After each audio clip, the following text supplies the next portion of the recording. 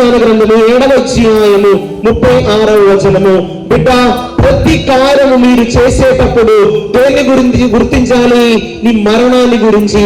ఒక దినమున నీవు మరణించి తీరుదువని. ఇదిగో ఒక్క దినము మీరు మరణించి తీరువదని నీవు చేయు కార్యములన్నింటినీ గుర్తుంచుకొనము. అన్ని కార్యములు దీన్ని గురించి మీరు అప్పుడెన్నడూ పాపము కట్టుకొనవు. నువ్వు మరణించే వ్యక్తి అని మీరు ఎప్పుడు గుర్తిస్తావో అప్పుడు నువ్వు నేను పాపం అనేది చేయవు. అర్థమైందా? నీ మరణాన్ని గురించి మీరు ఆలోచించినట్లయితే ఒక తప్పు చేసే ముందు రేపటి రోజు లేదా 10 సంవత్సరం 50 సంవత్సరాలు అయిన తర్వాత నేను మీరు మరణించినటువంటి వ్యక్తులనే అని నువ్వు ఆలోచించినట్లయితే, ఒక సత్యం తెలుసుకున్నట్లయితే, బిడ్డలారా, మనం పాపం అనేది చెయ్యం.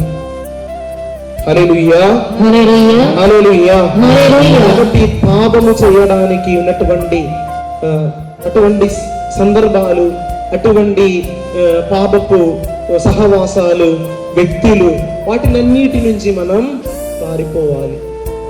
అక్కడ ఉండకూడదు. నువ్వు ఫలాని చోటుకి వెళ్తే పాపం చేస్తావని నీకు తెలిసినట్లయితే అటువంటి చోటుకి మీరు వెళ్ళకూడదు.